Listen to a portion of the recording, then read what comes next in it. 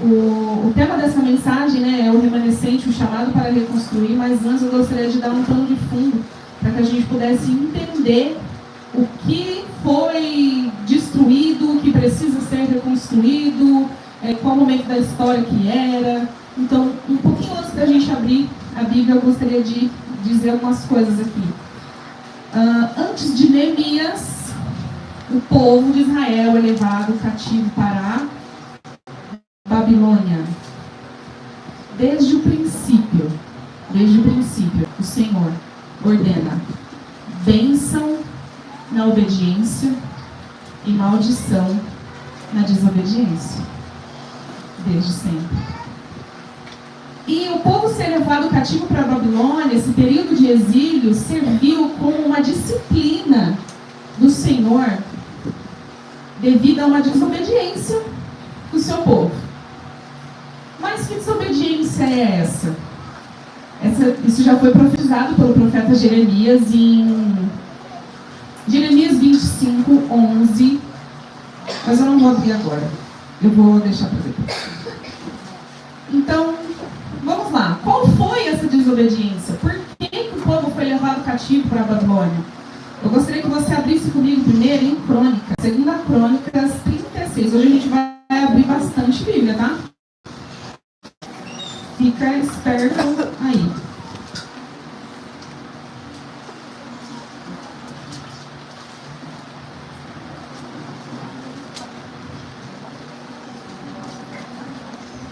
Eu vou ler o 36, capítulo 36, mas eu vou alternando alguns versículos aqui, eu vou falando, tá?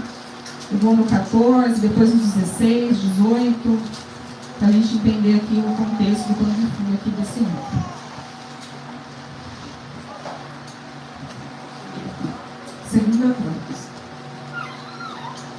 2 Crônicas 36, 14. Vamos começar lá no 14.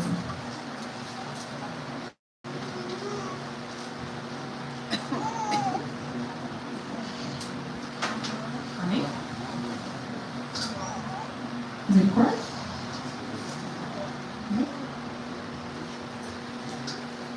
Também todos os chefes dos sacerdotes e o povo aumentavam mais e mais as transgressões, segundo todas as abominações dos gentios, e contaminaram a casa que o Senhor tinha santificado em Jerusalém. 16. Eles, porém, zombavam dos mensageiros, desprezavam as palavras de Deus e mofavam dos seus profetas, até que subiu a ira do Senhor contra o seu povo, e não houve remédio algum. Número 18. Todos os utensílios da casa de Deus, grandes e pequenos, os tesouros da casa do Senhor, e os tesouros do rei e dos seus príncipes, tudo levou ele para a Babilônia, para que se cumprisse a palavra do Senhor. 21. Para que se cumprisse a palavra da boca do Senhor, ou melhor, para que se cumprisse a palavra do Senhor por boca de Jeremias, até que a terra se agradasse dos seus sábados, todos os dias da desilusão repousou, até que os 70 anos se cumpriram. Então, lá em Jeremias 25, 11, está dizendo isso que ia acontecer, que o povo ia ser levado para cativo por 70 anos ficaria. Então, aqui a gente consegue entender qual foi a desobediência, o que levou esse povo cativo. E, por acaso, a gente consegue achar alguma semelhança com os dias de hoje? O que hoje a gente mais vê? Povo zombando do Senhor, desprezando a palavra e, principalmente, idolatria. A idolatria. O povo abandonou a adoração ao Deus verdadeiro e passou a adorar outros deuses. Não obedeciam mais às leis dadas por Moisés. Isso te soa familiar? Talvez hoje nós não temos uma imagem nas nossas casas Mas será que não estamos colocando o Senhor em um lugar onde Ele não é mais o dono, onde Ele não é mais a primazia? Será que no fundo do nosso coração não existe algo que está tomando o lugar dele e talvez estamos idolatrando outras coisas que não é o Senhor? Vai pegando todas essas coisas. Então hoje nós vemos isso muito familiar no nosso tempo. Agora dando um pouquinho mais, né? Aconteceu isso, o povo foi levado cativo. Depois o rei persa, o rei Ciro, permitiu que os judeus voltassem para Jerusalém. Isso também foi profetizado pelo profeta Jeremias. Depois vem o livro de Esdras. Em Esdras a gente vê a reconstrução do templo. O templo de Salomão, já vamos ver isso reconstruído. E em Neemias, focando agora em Neemias, o foco é a reconstrução dos muros de Jerusalém. Vamos fazer uma pregação participativa aqui. O que significa muro? Eu faço isso bastante no adolescente, né? O que significa muro para você? O que representa muro? Vamos lá. 3 pessoas. Oi?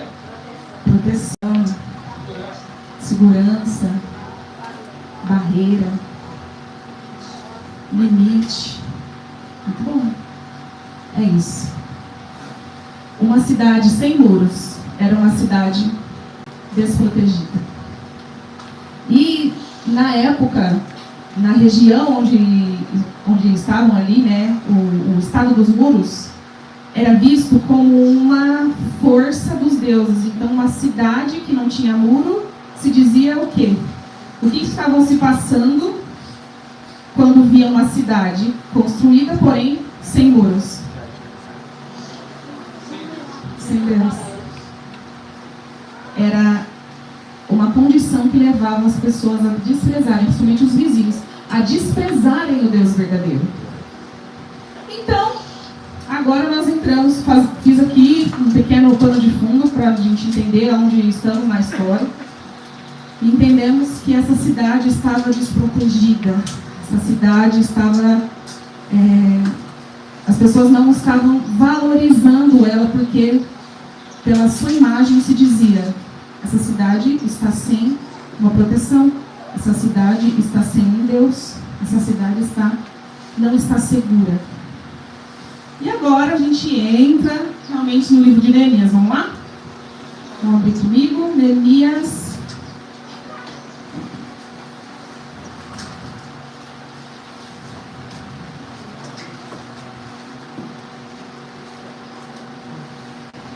Só para, quando vocês abrem aí, nesse momento, Neemias era copeiro do rei Artaxerxes, estava em Suzã, e ele ocupava uma posição de influência, né? Copeiro, experimentava ali o vinho do rei, para ver se não estava envenenado.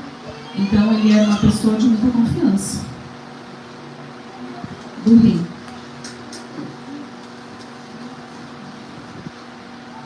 Nós vamos ver o capítulo inteiro, tá?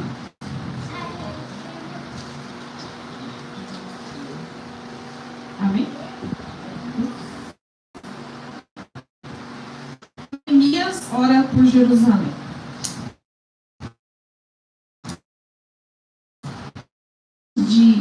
Filho de Acalias, no mês de Quisleu, do ano 20º, estando eu na cidade de Suzã, veio Anani, um dos meus irmãos, com alguns judeus que escaparam e que não foram levados para o exílio acerca de Jerusalém. Disseram-me: os restantes que não foram levados para o exílio e se acham lá na província, estão em grande miséria e desprezo. Os muros de Jerusalém estão derribados e as suas portas queimadas. Tendo eu ouvido essas palavras, assentei-me e chorei e lamentei por alguns dias. E estive jejuando e orando perante o Deus dos céus. E disse: ah, Senhor, Deus dos céus, Deus grande e temível, que guarda a aliança e a misericórdia para com aqueles que te amam e guardam os teus mandamentos. Estejam, pois, atentos os teus ouvidos e os teus olhos abertos para acudires à oração do teu servo, que hoje faço a tua presença, dia e noite, pelos filhos de Israel, teus servos, e faço confissão pelos pecados dos filhos de Israel, aos quais temos cometido contra ti, pois eu e a minha casa do meu pai temos pecado. Temos procedido de todo corruptamente contra ti. Não temos guardado os mandamentos, nem os estatutos, nem os juízos que ordenaste a Moisés, teu servo. Lembra-te da palavra que ordenaste a Moisés, teu servo, dizendo: se transgredirdes, eu vos espalharei por entre os povos. Mas, se vos converterdes a mim, e guardardes os meus mandamentos, e os cumprirdes então, ainda que os vossos rejeitados estejam pelas extremidades do céu, de lá o ajuntarei e os trarei para o lugar que tenho escolhido, para ali haver habitar o teu nome. Estes ainda são os teus servos, e o teu povo que resgataste por teu grande poder e com as tuas mãos poderosas. Ah, Senhor, estejam, pois, atentos os teus ouvidos à oração do teu servo e a todo teus servos que agradam de temer o teu nome. Concede que sejam bem-sucedidos hoje o teu servo e dá-lhes mercê perante este homem. Nesse tempo eu era copeiro do rei. Então aqui a gente vê, a maior parte do versículo é uma oração, né? É uma oração que Neemias faz diante daquilo que ele recebe de notícia. Então, ele acaba ali de receber uma notícia a respeito do seu povo, a respeito de onde estavam sepultados os seus pais. E isso no versículo 1 ao 3. E no versículo 4, ele diz: tendo eu ouvido essas palavras, assentei-me e chorei. Então aqui a gente vê que Neemias tem uma atitude, tem uma reação de inconformidade. Uma reação, uma ira santa, uma indignação, uma revolta por aquilo que estava acontecendo. Depois disso, Neemias jejuou e orou. Então veja bem, antes de começar, nós já sabemos que Neemias fez parte coordenou, né, a reconstrução dos muros. Mas antes, ele se organizou do lado de dentro. Antes, ele jejuou. Antes, ele orou. E a palavra diz, por dias, ele jejuou e orou. Ele se preparou do lado de dentro. E eu gostaria de saber quem quer ser a Nani aqui. Posso te usar? Vem cá. Você?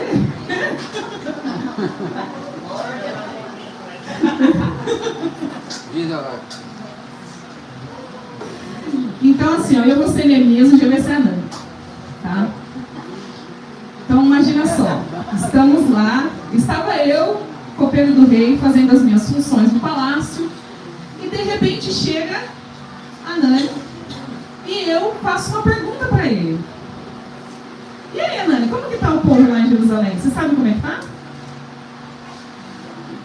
Ruim. Vamos ler o versículo aqui, ó. Versículo 3.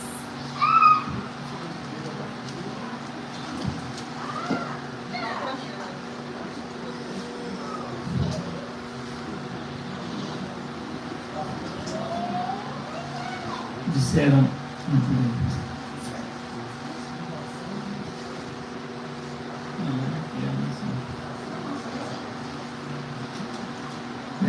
Os restantes que não foram levados para o exílio e se acham lá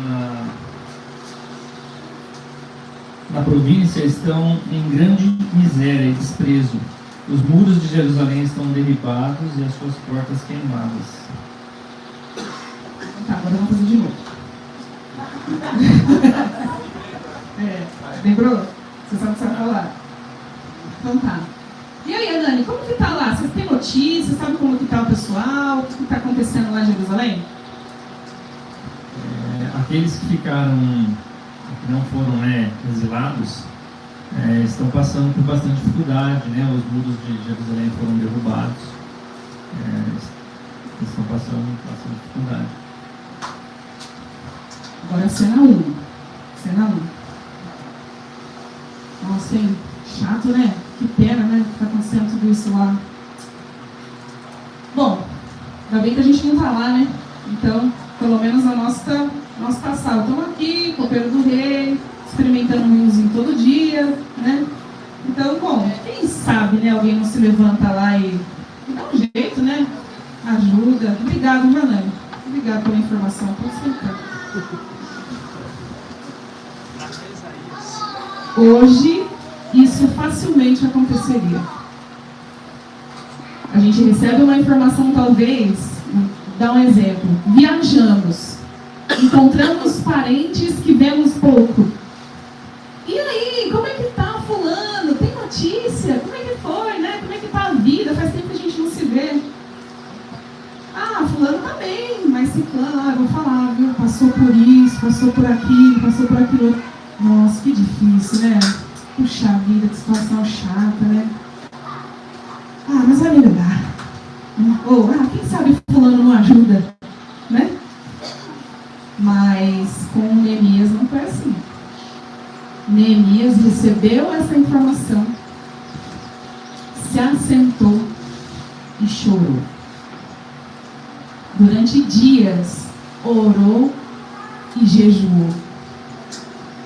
Neemias foi encontrado fiel, um remanescente fiel, que não se comportava como os que estavam desprezando a palavra do Senhor, contra os que não estavam adorando ao Deus verdadeiro, não estava se comportando como aqueles que desconstruíram, que derrubaram o templo e a cidade de Jerusalém.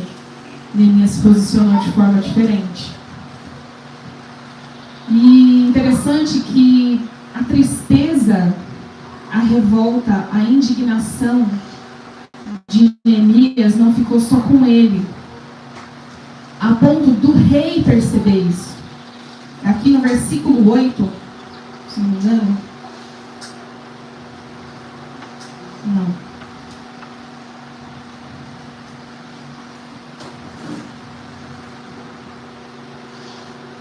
Versículo 3. Bom, vamos ler capítulo 2, 1, 2, 3. De Neemias 2, 1, 2, 3. No mês de Nissan, no ano 20º do rei Artaxerxes, uma vez posto o vinho diante dele, eu o tomei para oferecer e lhe dei.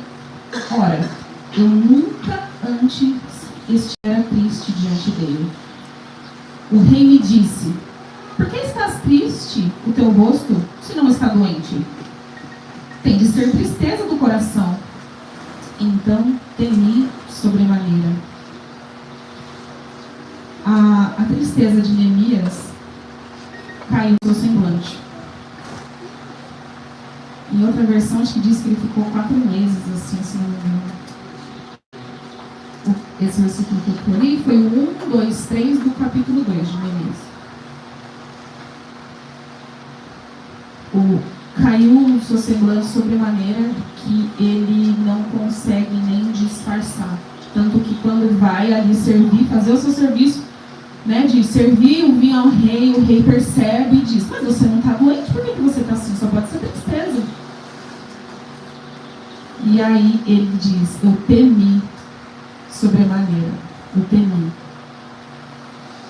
Mas é tão interessante que quando a gente começa a andar um pouquinho mais nos versículos, apesar do temor dele, ele agiu com ousadia. O temor, o medo que Neemias estava ali, não fez com que ele paralisasse e ficasse só ali, fez com que ele agisse. No versículo 4 diz: disse-me, eu li o 3, né? Não, vou ler o 3 então. E lhes respondi: Viva o rei para sempre. Como não me estaria triste o rosto se a cidade onde estão sepultados os meus pais está desolada e tem as portas consumidas pelo fogo? Disse-me o rei: que me pedes agora? Então orei ao Deus dos céus. Gente, tem tanta coisa, é tanta preciosidade que a gente pode tirar desses 2 capítulos de Neemias, mas uma delas que a gente vê claramente, Neemias era um homem de muita oração. Porque ele começou orando. Ele orou por Jerusalém, depois, enquanto ele estava ali falando com o rei, ele orou pedindo ao rei, apesar do seu medo, ele teve a ousadia de falar: você pode me enviar? Será que você me permite ir para Jerusalém e ajudar a reconstruir aquilo?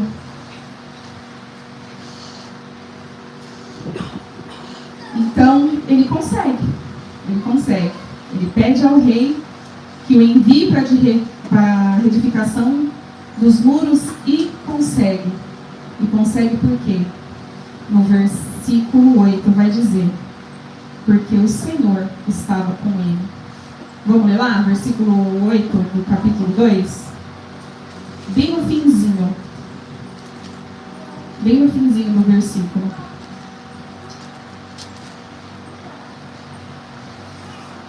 Como também carta para Asaf, aqui as pessoas que iam com ele, então, bem no finzinho. E o rei mas deu, porque a boa mão do meu Deus era comigo.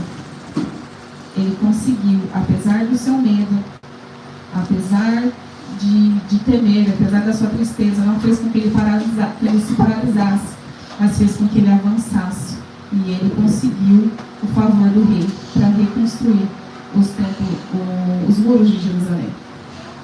Bom, está tudo muito bem, tudo muito bom até aqui, né? Assim, teoricamente, ele conseguiu o que ele queria, ficou triste com a situação toda que estava acontecendo, mas o rei, eu imagino que ele deve ser uma pessoa tão confiável que o rei permitiu com que ele saísse do palácio e fosse para Jerusalém para reconstruir.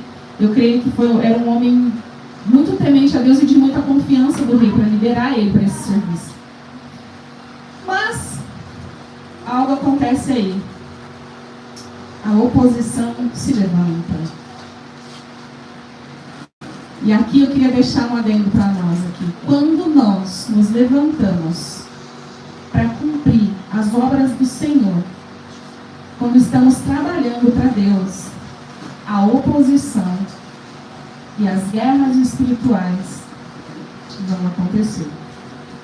Quase que inevitavelmente. Elas vão acontecer. A questão é, o que eu vou fazer com ela? Qual vai ser a minha resposta diante disso? Eu vou temer e parar? Ou eu vou entender, como Neemias entendeu, que a boa mão do Senhor estava com ele e prosseguiu? Sanbalate e Tobias, no versículo 10 vai dizer: disto ficaram sabendo Sanbalate, o Horonita, e Tobias, o servo amonita, e muito lhes desagradou que alguém viesse a procurar o bem dos filhos de Israel. Sempre que nós temos uma direção, eu não sei você, mas isso já aconteceu diversas vezes comigo. O Senhor dá uma direção, o Senhor aponta um caminho. E as pessoas, às vezes não, é sempre, as mais de perto se opõem, não entendem a sua missão, não entendem o que você carrega do Senhor e começam a se opor, a dizer o contrário. Mas aqui, como na vida de Neemias, quando nós temos uma palavra voltada direta do Senhor, a boa mão do Senhor está conosco. Nós não precisamos temer a oposição. Nós sabemos o Deus que nós servimos, nós sabemos o Deus que nós temos, então nós vamos ouvir, apesar das oposições. Fala aí, pastor, se você fosse temer todas as oposições, aonde você estaria agora? Paralisado? Mas não. Quando nós temos algo da parte do Senhor, não tema a oposição. Avance. Avance do Senhor. E aí, no final do capítulo 2, nossa gente, vai ser bem rápido, eu achei que eu ia lembrar. No final do capítulo 2 e o capítulo 3 começaram as estratégias para a reconstrução, né, desse templo. E templo dos muros. Me corrige, gente, estou falando errado.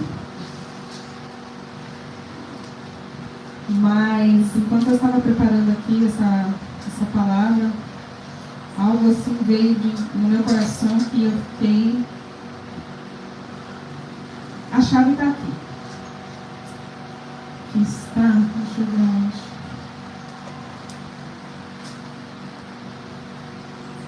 Neemias 2. Neemias 2:17.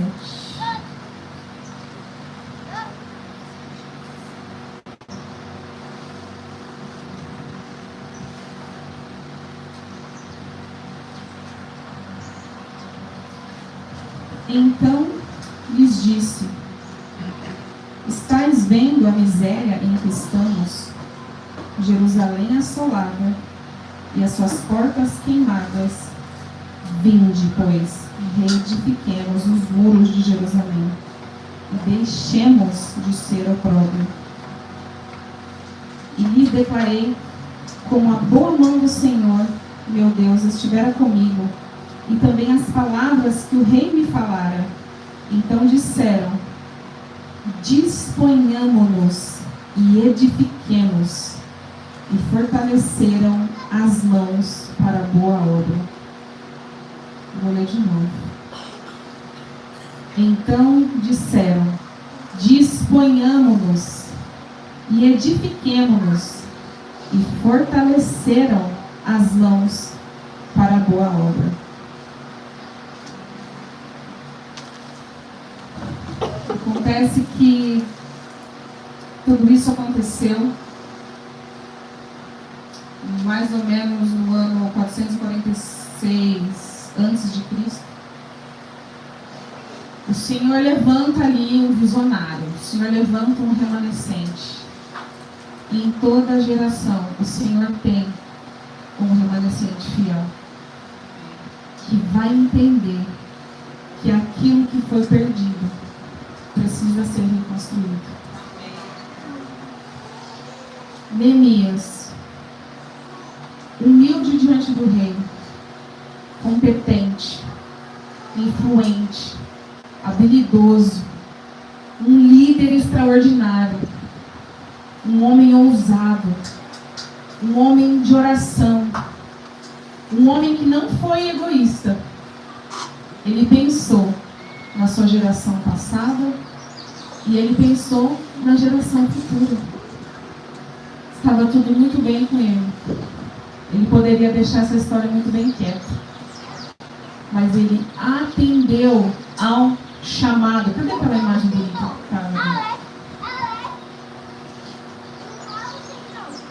Ele atendeu ao chamado de reconstruir os muros, de fazer com que o Deus verdadeiro voltasse a reinar. Só que isso se aconteceu no ano 446 a.C., mas e em 2026?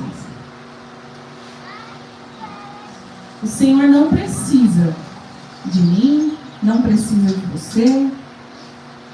Ele é soberano e no estalar de dedos ele faz o que ele quiser. Mas ele espera e conta conosco, como aqueles que vão ser os colaboradores do reino, da manifestação do reino dos céus nessa terra. O Senhor espera por Neemias nessa geração. O Senhor espera por Esdras dessa geração. O Senhor espera por Noés dessa geração. E se nós nascemos nessa geração, sou eu e é você, que precisamos dar uma resposta ao Senhor diante de tudo isso que nós temos visto. Nesses dias de carnaval, se nós ligarmos a nossa TV, que é o que eu fujo de fazer em qualquer época do ano, nós vemos tantas coisas acontecendo. E nós sabemos que isso já, o fim é certo. Mas onde estão os filhos de Deus que como Jesus vão se manifestar, que como Esdras vão se manifestar, que como Neemias vão se manifestar? Aonde estão esses filhos? São crentes 007? Que estão escondidos? Ou são aqueles que vão se levantar nessa geração com ousadia de Neemias, a mesma ousadia que Neemias teve? E Neemias agiu a partir do medo, ele não se paralisou no medo. Ele temeu, mas foi. Neemias chorou pelo seu povo, se arrependeu pelo seu povo.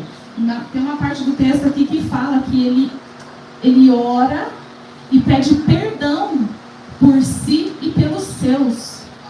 Aonde estão hoje aquelas pessoas que vão se levantar e vão se arrepender pela sua casa? Se arrepender por sua geração? Se arrepender pela família que sabe que está vivendo coisas que estão totalmente longe, distante daquilo que o Senhor tem? Das idolatrias do coração, das inverdades que o mundo tem pregado. Gente, hoje, se a gente começa a conversar, acontece demais isso comigo, eu começo a conversar com pessoas que deveriam ser referências para mim, em questão de idade, de vivência, e eu fico assustada de ver como que essas pessoas estão sendo corrompidas com o sistema desse mundo. Se corrompem facilmente, não percebe.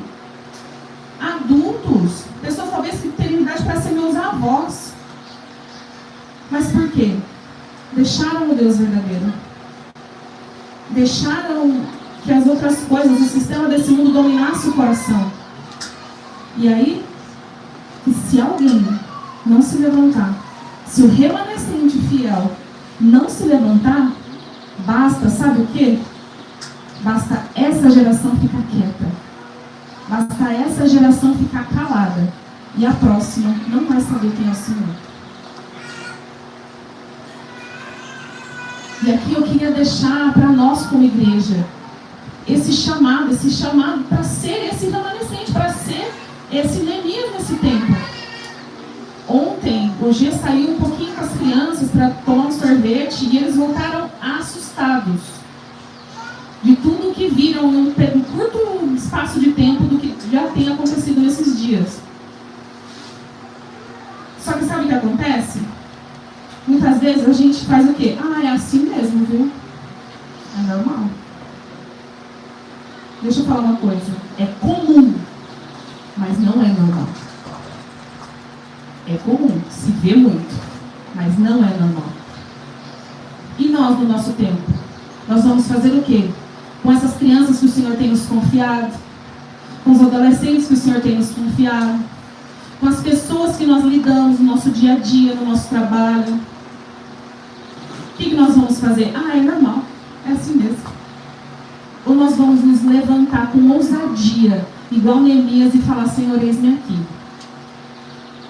Eis-me aqui, eu vou ser desse, que não vai se conformar com o sistema desse mundo, que não vai se conformar com as coisas que esse mundo tem pregado, com aquilo que tem falado, e eu vou viver na integralidade da palavra do Senhor, da verdade, sem alterações, como já tem acontecido, de muita alteração. Aonde estão as pessoas que vão se levantar no esporte, na cultura, na educação, na arte, no empreendedorismo, em todas as esferas da sociedade? Cadê as pessoas que vão se levantar como remanescente do Senhor em cada área e vai dizer: eu não vou me corromper? Assim como Daniel não aceitou e rejeitou o banquete do rei. Cadê? Onde estão essas pessoas que vão se levantar e vão dizer: Senhor, eis-me aqui, conta comigo? Eu vou dizer bem a verdade para vocês. Nessa semana, essa palavra já estava pré-montada há bastante tempo já. Parece até que eu sabia que era eu que ia pregar. Porque há muito tempo o Senhor tinha colocado Neemias no meu coração e eu comecei a estudar e eu já comecei a esboçar alguma coisa, deixei encostadinho ali, pensando, alguma hora eu sei que eu posso usar. E confesso que essa semana foi muito corrida, muito corrida. E por algumas vezes, eu falei, acho que eu vou conversar com o Rô. Ai não, acho que vinha assim alguns pensamentos e eu me lembrei de um compromisso que eu fiz com o Senhor. Um dia que eu estava passando roupa, com meu Spotify em alta, e eu cantava assim pro Senhor: quem me chamou é maior, quem me chamou é maior, há muita coisa pra fazer, não vou retroceder. Um dia eu disse, eis-me aqui. Quem põe a mão no arado não pode mais olhar para trás. Estou num caminho sem volta. Aí eu lembrei do meu compromisso com o Senhor. Eu estou num caminho sem volta. Eu sou escrava da orelha furada. Eu quis ficar, eu decidi ficar. Eu decidi ser escravo dele, servo dele.